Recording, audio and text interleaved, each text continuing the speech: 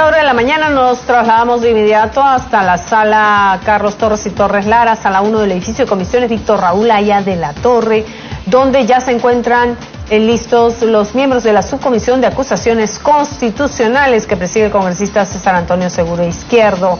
Hay que señalar que se trata de una sesión extraordinaria. Veamos. Efectuar pedido o realizar algún informe. No habiendo el uso de la palabra, la Presidencia informa que en sus respectivas carpetas de trabajo se encuentran para su conocimiento los cuadros de documentos recibidos y remitidos. Si algún congresista desea acceder a uno de ellos, puede solicitarlo por secretaría. Orden del día.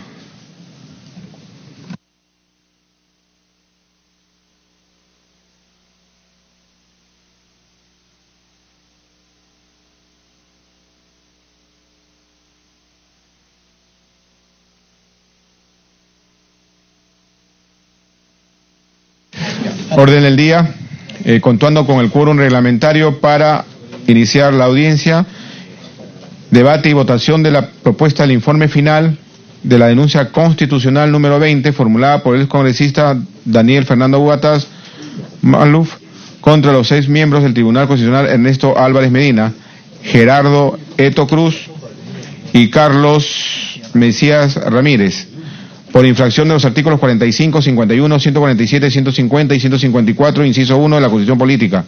Se va a proceder a verificar el quórum para inicio del debate y votación del informe final.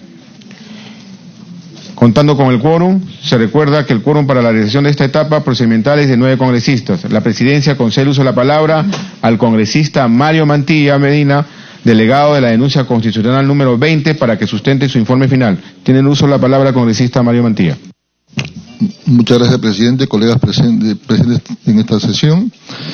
Con fecha 17 de abril del año en curso se presentó el informe final respecto a este caso que se me ha delegado referido a los ex miembros del Tribunal Constitucional Carlos Mesías Ramírez, Gerardo Eto Cruz y Ernesto Álvarez Miranda. Señor presidente, fui designado para la instrucción del proceso de acusación constitucional aperturado contra los ex magistrados antes indicados, a mérito de una denuncia interpuesta por el hoy ex comparlamentario de la República, Daniel Fernando Bugatás Maluf. Los hechos en materia del proceso consisten en que con fecha 16 de enero del año 2012, el Tribunal Constitucional declaró fundadas las demandas de amparo seguidas por candidatos a Fiscal Supremo César Cosinostroza Pariachi, expediente número 3891-2011, y de Mateo Grimaldo Castañeda Segovia, expediente número 4944-2011, en contra de los acuerdos números 176-2011 y 178-2011, adoptado por el CNM, ex-CNM, de fecha 27 y 28 de enero del año 2011, en virtud de los cuales se decidió no nombrarlos como fiscales supremos en el marco de la convocatoria número 002-2010, los sustentos de las sentencias del Tribunal Constitucional en que se habría violado el debido proceso y la debida motivación de las resoluciones de los demandantes. Por ello se declaran nulos los acuerdos 176 y 178 y se ordena al CNM a emitir un nuevo acuerdo debidamente motivado, debiendo volver a votar la decisión. El 30 de abril del año 2014, el Tribunal Constitucional declara fundado el recurso de apelación por salto por la parte demandante, exfiscal Mateo Castañeda, los magistrados Mesías Ramírez, Eto Cruz y Álvarez Miranda, y resolvieron declarar nulos los nombramientos de los magistrados Zoraida Ábalos Rivera y Nora Mirabal Gambini, nombrar y a su vez nombrar al ex fiscal Mateo Castañeda como fiscal supremo ante la omisión del CNM y ordenar al CNM también otorgue título de fiscal supremo al indicado y ordenar como medida de reparación a los magistrados Ábalos Rivera y Mirabal Gambini que el CNM, en coordinación con el titular del pliego presupuestario del Ministerio Público y de Economía y Finanzas, habiliten 2 plazas vacantes para incorporar a las indicadas magistradas. Por estos hechos, el denunciante, el excongresista Daniel Bugatás, considera que se habría vulnerado la autonomía del Consejo Nacional de la Magistratura como órgano autónomo constitucional, incurriendo los exmagistrados del Tribunal Constitucional denunciados en infracción prevista del artículo 150 de la Constitución, que señala que el Consejo Nacional de la Magistratura se encarga de la selección y el nombramiento de los jueces y fiscales. El Consejo Nacional de la Magistratura es independiente y del artículo 154 que indicaba como función del CNM nombrar a los magistrados y no al Tribunal Constitucional bajo ningún supuesto ni excepción. Asimismo, para el denunciante, los denunciados habrían usurpado funciones del Consejo Nacional de la Magistratura, vulnerando el artículo 45 que determina que quienes ejercen el poder del Estado lo hacen con las limitaciones y responsabilidades de que la Constitución y las leyes establecen, además del artículo 51 que afirma que la Constitución prevalece sobre toda norma legal, la ley sobre las normas de inferior jerarquía y así sucesivamente. En la fecha que suscitaron los hechos, de conformidad con el artículo 154, inciso 1 de nuestra Constitución, es función del Consejo Nacional de la Magistratura nombrar previo concurso público de méritos y evaluación personal a los jueces y fiscales de todos los niveles. En la misma línea, el artículo 33 de la Ley de la Carrera Judicial indica que el nombramiento de los jueces en todos los niveles y especialidades corresponde al Consejo Nacional de la Magistratura. Asimismo, el artículo 53 del entonces Reglamento de Concursos para el Acceso Abierto en la Selección del Nombramiento de Jueces y Fiscales establece que los consejeros reunidos en pleno proceden al acto de votación nominal en estricto orden de méritos. Sin embargo, se otorga la facultad que en caso que el pleno encuentre factores para no nombrar a un postulante, siguiendo el orden del cuadro de méritos, se dejará constancia de su decisión en el acta respectiva, debiendo fundamentar las razones de su voto en pliego aparte, el que formará parte integrante del acto de no nombramiento. En el caso concreto de los candidatos al fiscales supremos César José Inostroza Pariachi y Mateo Grimaldo Castañeda Segovia, a pesar de haber obtenido puntajes mayores según el cuadro de méritos, ellos no fueron nombrados como fiscales supremos en el marco de la convocatoria 002-2010, potestad que le otorgaba el artículo 53 del Reglamento de Concursos para el Acceso Abierto en la Selección y Nombramiento de Jueces y Fiscales, vigente en esa fecha. Sin embargo, los miembros del CNM no cumplieron con realizar la debida motivación sobre la decisión tomada de no nombrarlos. Por ello, el TC ordenó cumplir con dicha exigencia, debiendo emitir un nuevo acuerdo debidamente motivado, declarando fundadas las demandas de amparo interpuestas conforme a sus facultades y atribuciones sin haber vulnerado las facultades o atribuciones del CNM, pero los consejeros hicieron caso omiso a lo solicitado por el Tribunal Constitucional, volviendo a emitir un acuerdo de no nombramiento sin un razonado, motivado ni congruente fundamento. Y con ello la discrecionalidad habría venido en arbitraria y se habría vulnerado con ello el principio básico del derecho a tener un acto motivado. Ante esta situación, el Tribunal Constitucional, en estricto cumplimiento del artículo 59 del Código Procesal Constitucional, que señala cuando el obligado a cumplir la sentencia sea un funcionario público,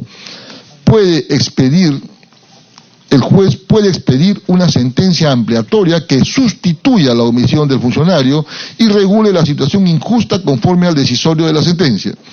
Sustituyó al órgano que debió cumplir, es decir, el Consejo Nacional de Magistratura, declarando fundado el recurso de apelación por salto presentado por los señores Inostroza y Grimaldo, reponiendo las cosas al estado anterior de la vulneración de los derechos y ordena al CNM proceder a nombrar entre los postulantes que quedan en carrera a aquel que corresponda desempeñarse como fiscal supremo conforme a las bases y reglamentos vigentes al momento de realizarse la convocatoria para dicha plaza, por lo que queda claro que los miembros del Tribunal Constitucional denunciados solo actuaron conforme a lo señalado en el artículo 59 en mención. Por lo tanto, las sentencias emitidas por los miembros del Tribunal Constitucional no vulneraron la autonomía del CNM ni tampoco usurparon las funciones de dicho órgano constitucional autónomo.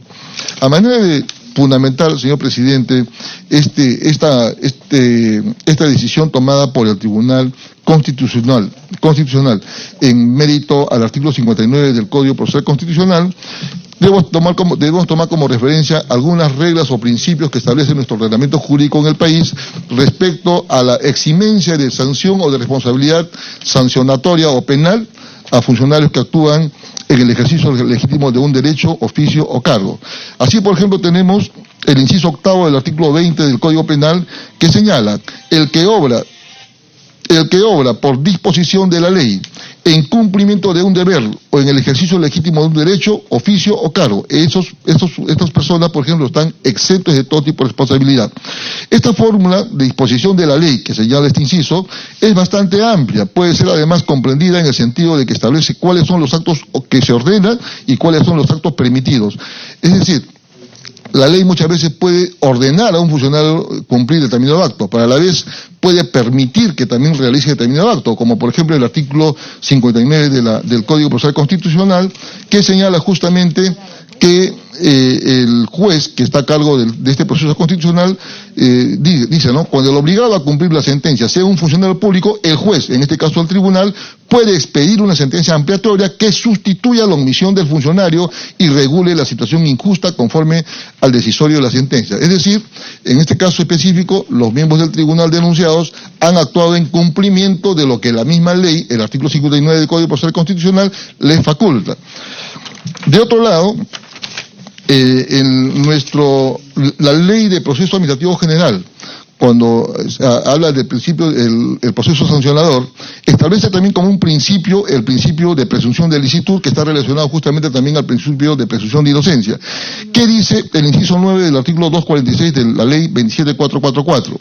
Dice así: presunción de licitud. Las entidades deben presumir que los administrados han actuado apegados a sus deberes mientras no cuenten con evidencia en contrario.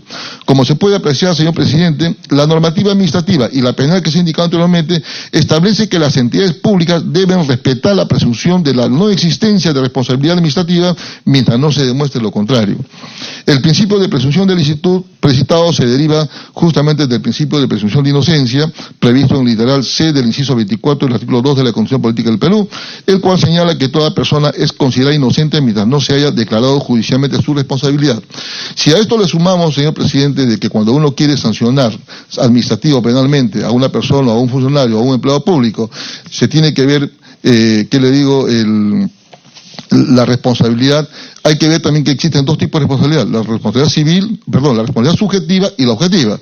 En estos casos, para emitir una sanción se requiere o por lo menos que el funcionario, en este caso los tribunos, deberían haber incurrido en responsabilidad subjetiva que conforma que ellos habrían actuado con dolo, ¿no? Con dolo al emitir esta sentencia ampliatoria. Pero estamos viendo que no han actuado con dolo, sino simplemente han actuado en cumplimiento de lo que señala el artículo 59 del Código Procesal Constitucional, razones por las cuales, señor presidente y estimados colegas presentes, yo he presentado el informe pidiendo que se disponga el archivo de la denuncia constitucional presentada por el excongresista Daniel Fernando Abugataz Maylú en contra de los ex magistrados del Tribunal Constitucional Carlos Mesías Ramírez, Gerardo Eto Cruz y Ernesto Álvarez Miranda. Muchas gracias. Concluida su participación, se otorga el uso de la palabra a los congresistas miembros de su comisión que deseen hacer uso de la misma. Congresista Arana, tiene uso de la palabra. Gracias, presidente. Muy buenos días, colegas. Saludar el esfuerzo de trabajo que ha hecho para valorar hechos el congresista Mantilla, y quisiera preguntar, presidente, a través suyo al congresista Mantilla, sobre la sentencia del TC del 15 de junio del 2014, ¿no? Que declaró lo siguiente, ¿no? La nulidad de todo lo actuado a partir de la decisión del Tribunal Constitucional de 9 de septiembre de 2013 por haber vulnerado la cosa juzgada establecida en la sentencia definitiva del 16 de enero de 2012 y haber afectado las competencias exclusivas del Consejo Nacional de la Magistratura estatuidas en el artículo 254 de la Constitución. La pregunta, presidente, tiene que ver con que el congresista ponente concluye que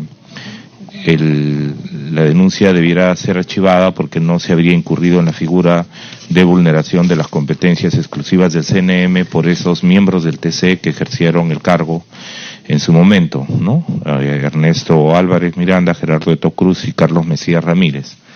Pero si hay una sentencia del Tribunal Constitucional que declaró nulo todos los actos que esos funcionarios o esos magistrados del TC hicieron, preguntar si por qué no fue valorada esta sentencia, o si lo ha valorado, cuál es la opinión que se tiene al respecto, porque sí hay la nulidad de la sentencia que dieron estos miembros del Tribunal Constitucional, significa que el siguiente grupo de magistrados consideraron que sí se había vulnerado. Entonces, si se valorara esa sentencia que se dio posteriormente anulando la anterior, sí habría, en todo caso, razones para convocar y tener probablemente una conclusión diferente. Entonces me gustaría, presidente, que el congresista ponente pudiera señalarnos si se valoró esta sentencia que declaró actos nulos la actuación de Ernesto Álvarez Miranda, Gerardo Eto Cruz y Carlos Mesías Ramírez. Gracias, presidente. Gracias, congresista. Congresista Matías tiene uso de la palabra. En realidad, quiero tratar de, no sé si de repente no he explicado bien en la fundamentación.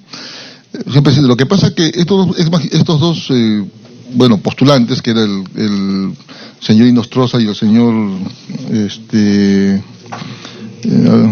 Mateo Castañeda, cuando postulan obtienen los puntajes más altos para acceder al cargo de fiscales supremos. Pero cuando el CNM toma la decisión, los deja de lado y les da los cargos a los que siguen, a la doctora Zoraida Ábalos y otro más. Entonces, pero cuando toma decisión de excluirlos a los dos primeros, no fundamenta por qué los excluye, a pesar que el reglamento establece que ellos deberían ser los accedentes a los cargos que postularon. Entonces, ante esa situación es que estos dos magistrados, estos dos aspirantes en ese momento, es que plantean hacer un amparo y el Tribunal Constitucional declara fundada la demanda declarando nulos esos acuerdos que no fundamentaron por qué los dejaban de lado a esos dos aspirantes. Entonces, cuando baja la sentencia al expediente nuevamente al juzgado de origen, creo que es el quinto juzgado constitucional de Lima, los aspirantes piden que en ejecución de la sentencia del tribunal, el juez que conocí en primera instancia el proceso, que es el que tiene que ejecutar, le ordene al CNM que expida un acta que sustente por qué los están excluyendo. Pero el CNM nuevamente luego de varios requerimientos que están establecidos en una sentencia ampliatoria, nuevamente agarra y no fundamenta por qué los excluye para que accedan a los cargos. Entonces, ante esa situación, los aspirantes, los demandantes, presentan un recurso para que el quinto juzgado ordene nuevamente al CNM para que cumpla con lo dispuesto por el tribunal, y a pesar de eso no cumplen. Entonces, y el juez declara improcedente inclusive el pedido al emitir esa acta que no cumpliendo con fundamentar, el juez dice, no, ya han presentado el acta, la da por válida y simplemente les rechaza el pedido a los dos aspirantes. Ante esa situación es de que los dos aspirantes presentan la apelación por salto de frente al tribunal, obviando a la segunda instancia. Y el Tribunal Constitucional, en cumplimiento del artículo 59, es que dicta la sentencia ampliatoria, donde ellos, de acuerdo al artículo 59 del Código Procesal Constitucional, se sustituyen, porque eso lo faculta la ley, se sustituyen en lo que deben hacer los del CNM, o sea, emitir el acta, y es por esa razón que ellos disponen que se les asignen los dos cargos. No sé si he sido explícito, congresista Arana, porque también soy señor presidente, pero ese es el procedimiento que ha habido. O sea, han habido inclusive requerimientos para que el tribunal justifique por qué y nunca cumplió, ¿no? Entonces, por eso es que el tribunal finalmente da esta resolución, sentencia ampliatoria. Congresista Arana, para que concluya.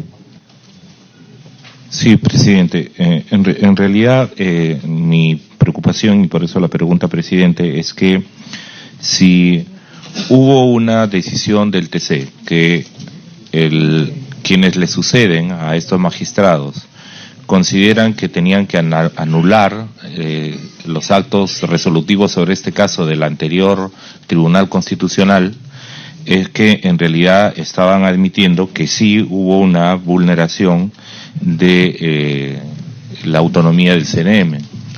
Y por tanto, entonces, la conclusión a la que se arriba tendría que ser diversa. Esa es mi preocupación. Ya. Gracias. Ya, debo hacer la aclaración. Mantilla. En realidad, presidente, yo no conozco esa segunda sentencia de ese nuevo tribunal, porque no ha sido materia de incorporación aquí, o por lo menos no la tengo, pero hay un fundamento, hay un artículo en el Código Procesal Constitucional también donde señala de que los miembros del tribunal, así como los congresistas, de acuerdo al artículo 93 de la Constitución, no tienen responsabilidad alguna respecto a su voto.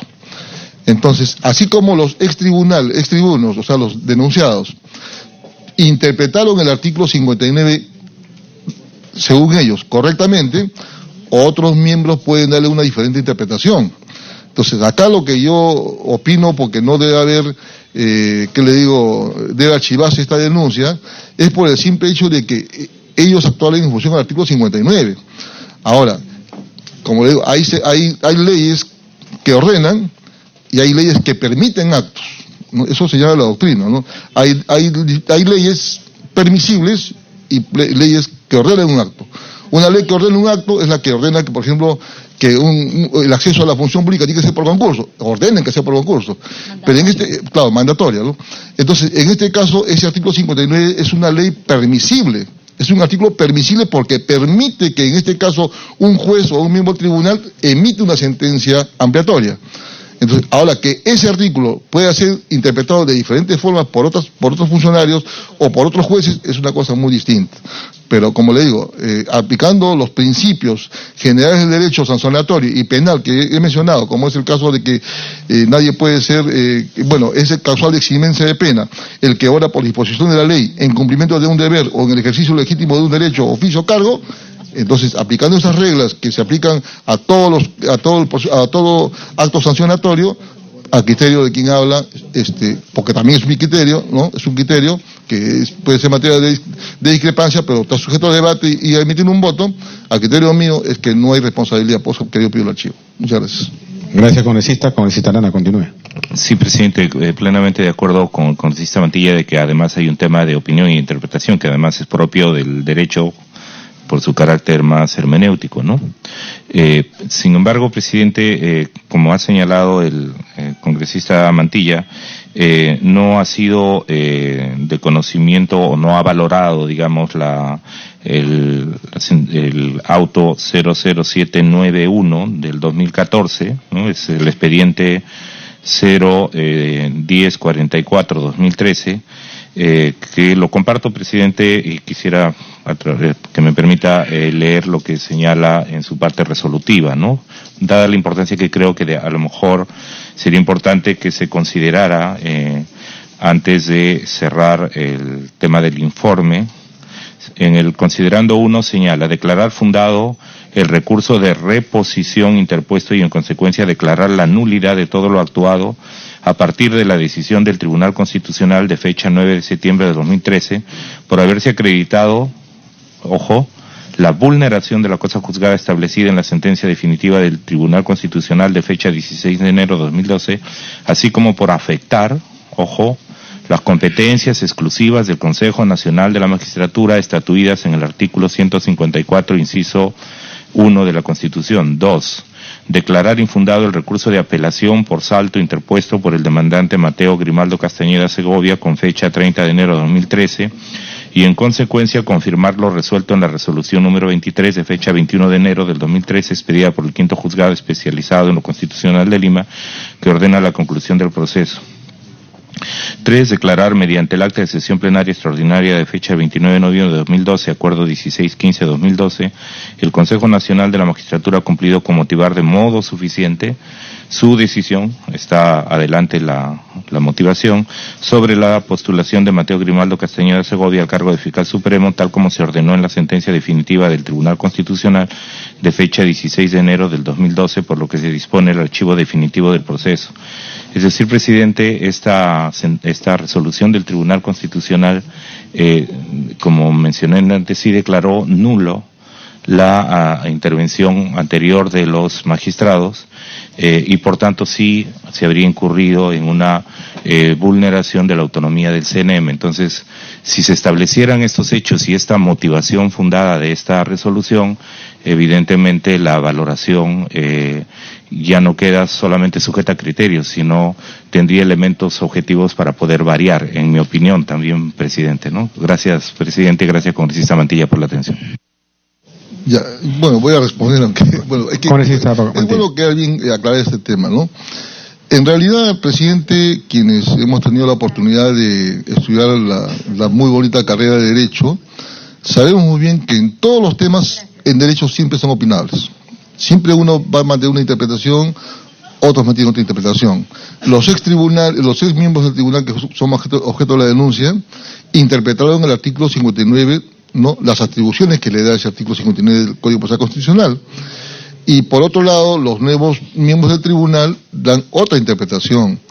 Si nosotros nos remitimos, por ejemplo, a analizar diversas sentencias de la misma Corte Suprema, vamos a ver que hay sentencias contradictorias en un mismo hecho. Y en el mismo tribunal, ¿no?, mientras no hayan precedentes vinculantes, siempre van a haber sentencias a veces contradictorias, porque no todo es uniforme, no todo es uniforme. Entonces, yo entiendo muy bien la postura del congresista Marco Arana, pues, por qué el nuevo tribunal dice esto, ¿no? Pero el anterior interpretó de otra manera. Pero acá el caso concreto es, como le digo, más allá del tema interpretativo, el tema es cómo aplicamos ese artículo 59 para emitir sentencias ampliatorias cuando un funcionario no cumple lo que uno ordena, ¿no? Entonces, como le digo, ese es un tema interpretativo. Ahora, por interpretar de una manera, hay responsabilidad penal o responsabilidad, en este caso administrativa o constitucional, eso es lo que tenemos que nosotros definir. Al criterio, quien habla, como le digo, yo solo les puse los principios que señala el Código Penal y también la Ley de Procesos Administrativos en el artículo 209, creo que es, ¿ya?, donde señalan claramente de que cuando uno cumple un deber en deber o en aplicación de la ley, no se da responsabilidad. Entonces, como digo, más allá del tipo de interpretación que yo respeto, como le digo, la que señala el congresista Arana, y también respeto lo que puede haber dicho los nuevos componentes del Tribunal Constitucional, pienso yo de que los señores tribunos que son objeto de la denuncia, han actuado en cumplimiento de un deber, ¿no? Entonces, por esa razón que yo he dado mi opinión en ese sentido. Gracias, congresista. Congresista Horacio Pacori tiene el uso de la palabra. Muchísimas gracias, señor presidente. Más o menos nuestra preocupación era más o menos por la misma línea que había manifestado el congresista Marco Arana, en vista de que la resolución del 15 de julio del 2014 del Tribunal Constitucional, señor presidente, es clara en sus decisiones y además pone de manifiesto de que la decisión de octubre del año 2013 sí afectó la autonomía del Consejo Nacional de la Magistratura y las competencias constitucionales del CNM. Si hacemos una evaluación de las conclusiones que tiene esta resolución, señor presidente, para nosotros, en relación al informe, sí estaría acreditado las infracciones constitucionales a los exmiembros del Tribunal Constitucional. Si bien es cierto, señor presidente, es claro de que los magistrados cuentan con autonomía para poder emitir sus votos y que no puede ser en cuestión. Lo que con esta resolución se está diciendo es que no se cuestiona el voto, sino lo que queda claramente es que no puede haber una votación que sea arbitraria o que sea al margen de la ley dentro del reglamento del Tribunal Constitucional. Entonces creo que ahí, señor presidente, habría que ver si hay una posibilidad de que se pueda hacer otra valoración en relación, digamos, a la resolución del 15 de julio del 2014 del Tribunal Constitucional, señor presidente. Congresista Víctor Andrés García Belaunde y luego la congresista Karina Beteta. Ante todo, presidente, si puede usted recomendar a la mesa directiva que no disponga de la Plaza Bolívar para reuniones festivas, ¿no? Porque, en fin, con tanta música afuera es muy difícil trabajar, presidente, ¿no? Hay otros lugares que se pueden hacer, pueden ir al Parque La Muralla, en fin, pueden ir a Hacho, en fin, se puede hacer muchas cosas, pero me parece que cuando los días de semana y cuando se trabaja, no se puede trabajar, presidente, con tanta bulla, ¿no?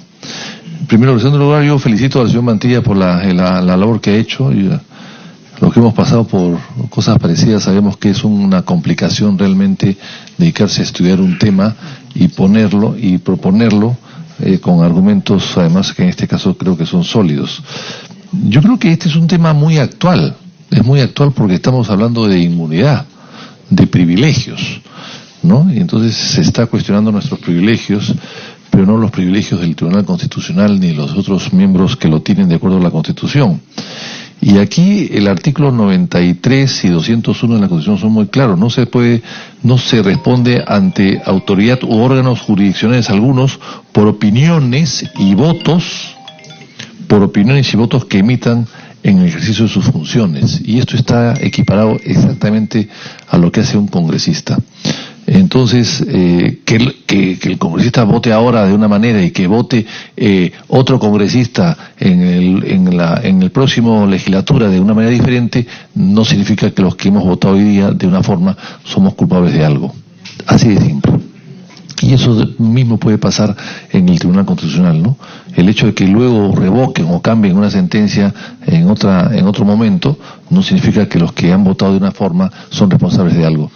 Así que yo creo que eso son partes de las garantías de la independencia funcional de los jueces que yo creo que hay que respetar, presidente. Así que lo felicito por la ponencia y yo votaré a favor de la propuesta que está haciendo el delegado. Congresista